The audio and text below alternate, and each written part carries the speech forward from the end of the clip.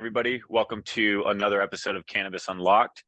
I'm here with my friend Chris O'Farrell, introduced to us by our dear friend Jim from the Ninth Block. Great guys. If you don't know them, certainly recommend that you get to know them.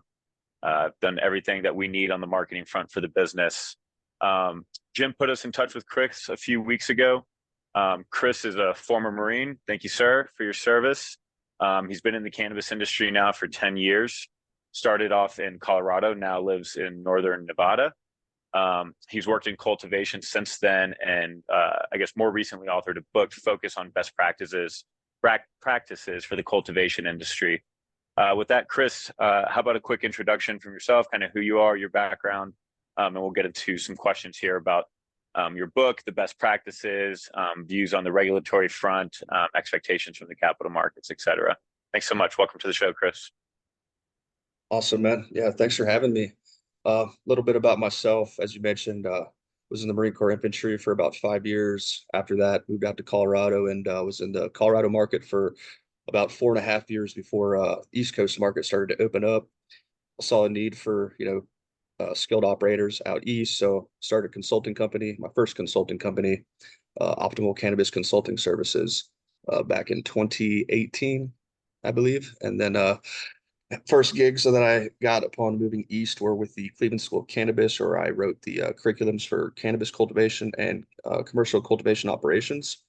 I would also travel around to local universities and deliver medical cannabis comprehensive lectures, which would detail the course outcomes and objectives for the cannabis horticulture major that they offer there at the school. I ended up being offered a position with Curaleaf to come in and work on their design team for a facility in Columbus, Ohio. After completing the design there, I was in a regional capacity where I served essentially the Mid-Atlantic region to include Florida, where I bounced around for about a year and a half as that build out was ongoing until it was completed. After commissioning that facility and running it for about a year and a half, I wanted to jump back into consulting and kind of made a move out west. I was going to focus on Colorado, but ended up finding myself a little bit outside of Vegas, where I currently am, and I've been out here for the last 3 years, optimizing the facility for a company called Deep Roots Harvest. And it's been a fun ride with this company so far, and yeah, looking forward to all that the future holds for us out here. Awesome. Well, it's always great to have a veteran on the line here, and really interesting background. So after you left Curaleaf, are you more on the consulting side right now, or working for your own business? Or are you working directly for that company, Deep Roots Harvest? I do work full time for Deep Roots Harvest, but I do also consult for cannabis operations outside of Nevada and other states that we don't currently have interest in. So still do a bit of side consulting. Wonderful. Wonderful. Well, let's go ahead and kick off here. Really kind of what inspired you to write, greater than 100 grams a square foot, the new cultivation standard, and who would you really say is your primary audience for the book? Yeah, so me and my business partner and co-author Luca Boldrini, we wanted to address a significant gap in the market for a contemporary guide on cannabis cultivation at a commercial scale. As pioneers in optimizing large-scale facilities, we recognize the need to share our knowledge and break the barriers for gatekeeping in the cannabis field. Our goal is to normalize cultivation techniques and provide valuable insights to folks that are looking to enhance their growing practices. And as far as the audience goes, it's a pretty wide shot group there, really seeking a diverse audience from aspiring growers to just enthusiasts, in addition to CEOs and CFOs. We think that there's something for everyone in there. It's a book that I believe every grower should have, on their shelf or nearby. You can really gain a deeper appreciation for all the operational nuances that really do drive successful cannabis cultivation at scale. Additionally, I believe that directors of cultivation, cultivation managers, and any professional that's looking to advance in the industry will benefit from the practices that we outline in this book. Yeah, I appreciate that. And so the book's really focused on, how cultivation can make or break a cannabis operator's business. Can you go into a little bit more detail why you believe that's the case? Absolutely. With all the increased competition and market saturation that we're seeing, it's leading to pretty significant price compression across the board, which leads to operators' margins shrinking and really being able to understand how to cultivate cannabis properly while being able to implement lean practices and cutting costs to improve efficiencies and your overall flower quality is an absolute must to remain competitive in today's market. And the book very thoroughly outlines all of the controllable limiting growth factors that affect cannabis, how it grows, and how to optimize them to achieve your production goals. The book also includes various troubleshooting guides and preventative guides for all things in relation to integrated pest management, biosecurity, microbial mitigation plans. We talk about how to build schedules, crop steering, and so much more. Awesome. Yep. Yep. Any specific technological advancements that have, had the most significant impact on cannabis cultivation efficiencies or cost reductions that you're talking about? Absolutely. I mean, the thing most folks are talking about, as I'm sure even you have heard, LEDs have revolutionized the industry by lowering the Hmm. electrical costs through the efficient operation at lower wattages. That reduction in energy consumption directly translates to very substantial cost savings and uh, lower loads on your HVAC equipment, right? So you're not having to pay as much to maintain the optimal climate conditions in your rooms. Sure. And everybody knows LEDs generate much less heat, and Yep. allow for much smaller, more cost-effective HVAC installations out the door as well. Yep. That's helpful. So a huge focus on, the lighting and the right HVAC system. Anything else that you would add to that, or would you say that a core focus is there on the technology side?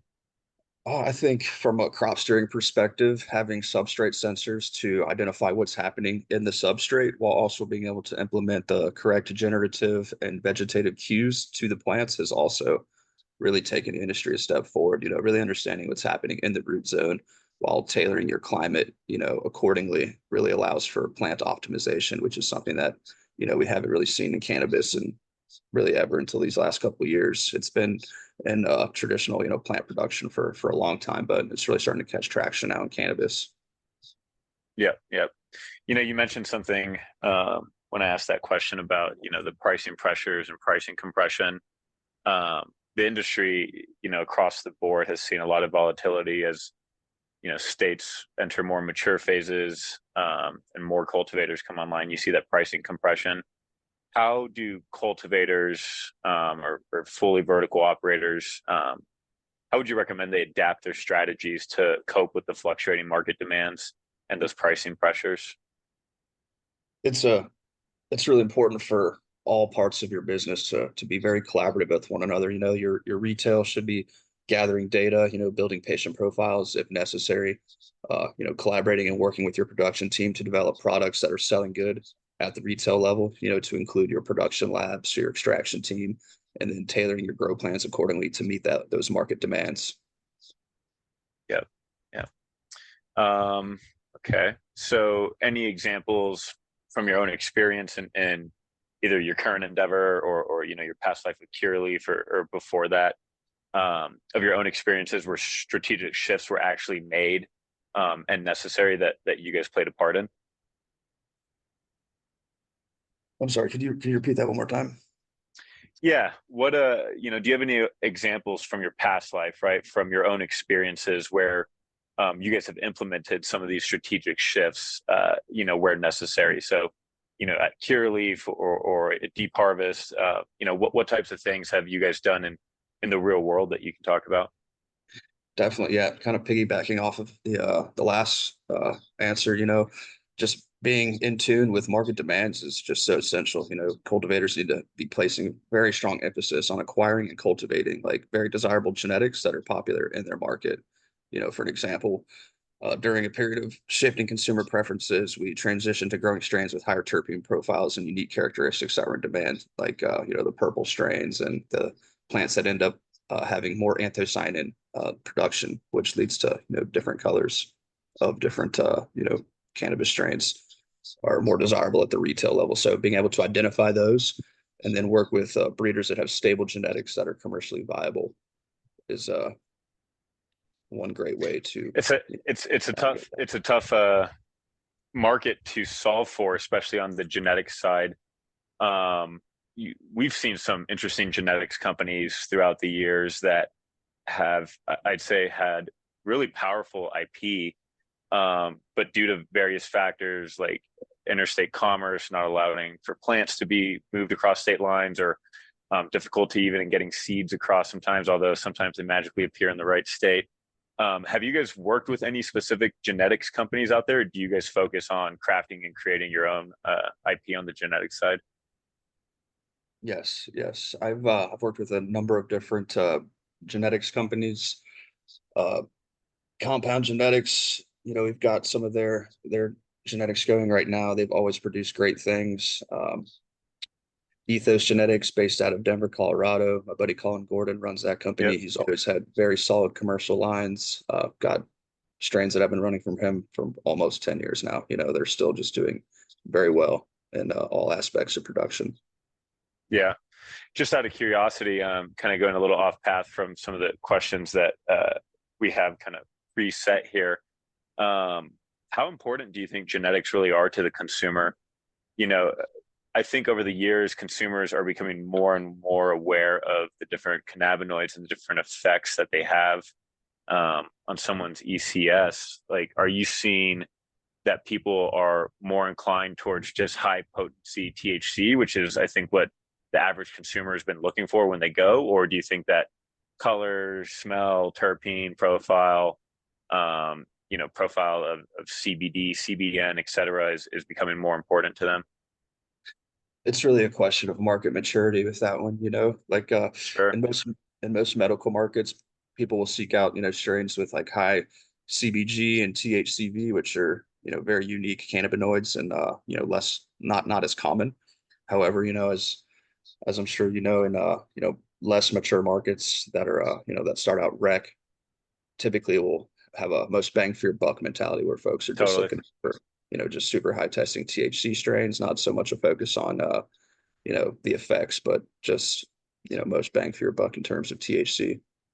Yeah. And to that point, Chris, and kind of going back to the pricing compression question, I feel that pricing really matters in the bang for your buck THC component of the industry.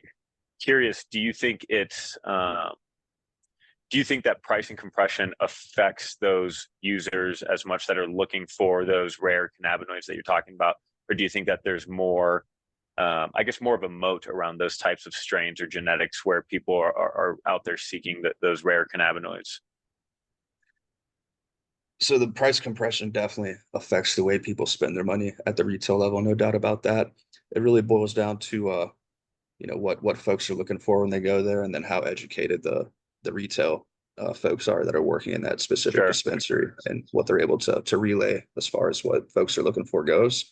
What I hear from our retail teams pretty often is people will come in and they'll look for, what's the cheapest cartridges, what's the cheapest eighth, what's the highest testing, and that's still very prevalent, but we are seeing an increase of people that are seeking out specific terpene profiles or a specific taste or flavor or cannabinoid as well. Yeah. And I think that that's something that's naturally going to continue to happen more and more as individual state markets continue to mature. Consumers that, really never used to have the choice. They were going to the black market and they were told, you've got this or that. They're starting to see that there are different strains out there that will have a different effect on your chemistry. So it'll be interesting to see how that plays out. Kind of getting back to some of these questions here. So, the book it discusses a lot of advanced cultivation techniques and the economic benefits. And I guess we kind of just talked about this a little bit, but how would you say cultivators are using those techniques to cater to the niche markets, such as, the medical markets or the premium artisanal products? So I always say that's akin to the craft beer market. I assume it has a lot to do with what we just talked about, finding ways to really focus on getting those rare cannabinoids out and being able to sell those products. But anything that you would add to that? Definitely, yeah. Piggybacking again, the genetics, they just play such a crucial role in catering to all markets, especially the niche markets. Uh, Being able to have things that are desirable and stand out is what separates successful operators from unsuccessful operators. Yep, yep. And now, kind of segueing a little bit into what most of our user base is interested in. We're an investment firm, and we look at everything from a due diligence perspective. if we, if you were working with a group of investors like us and we were doing diligence on an asset, and your job was to tell us whether or not cultivation was up to par, what are, like, some best practices that you think investors should take interest in when looking at any cannabis operation today? So I imagine, having, top of the line LED, great HVAC, some of the sensors that you talked about. Anything else that you would point out to investors, or red flags that you would say investors should stay away from? For sure. Yeah. I mean, just touching a little more on the HVAC, it's one of the most overlooked things. Even if you have reliable HVAC equipment, it's, do you have enough, right? Can you handle both the latent load and oh man, having a brain fart right now.